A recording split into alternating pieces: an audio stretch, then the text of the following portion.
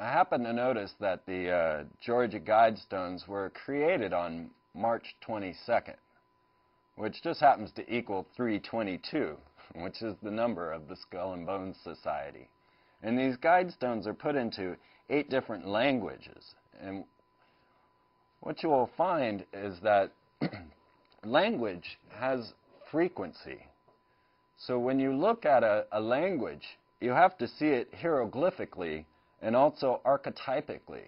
It is not simply a language, but a method that has been crafted by these magicians to express numbers, symbols, and ideas. They aren't simple words. And the very tones that are emanated, the very frequencies that the language creates, has secret and hidden powers.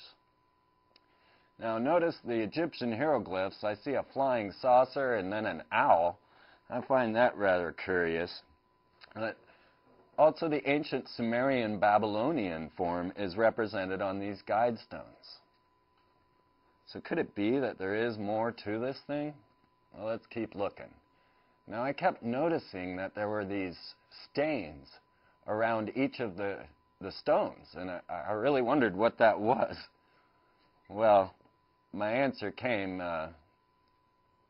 in the form of an email. Well, now we know how the common man feels about the Guidestones.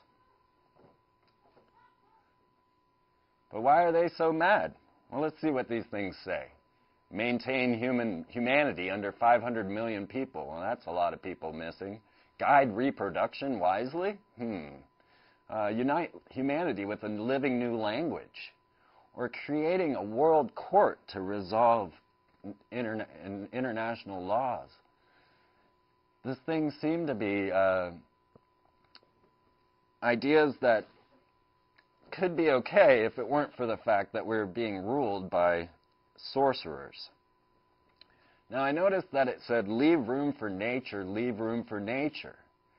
And that this Guidestone was also astronomically aligned, set up to watch the sun and other astronomical features. But I found this curious, that if they were so involved and so curious about the time and what it was that perhaps they were thinking about. As here we have all the astronomical features, the sponsor of a small group of men, but they placed this time capsule to be opened on when?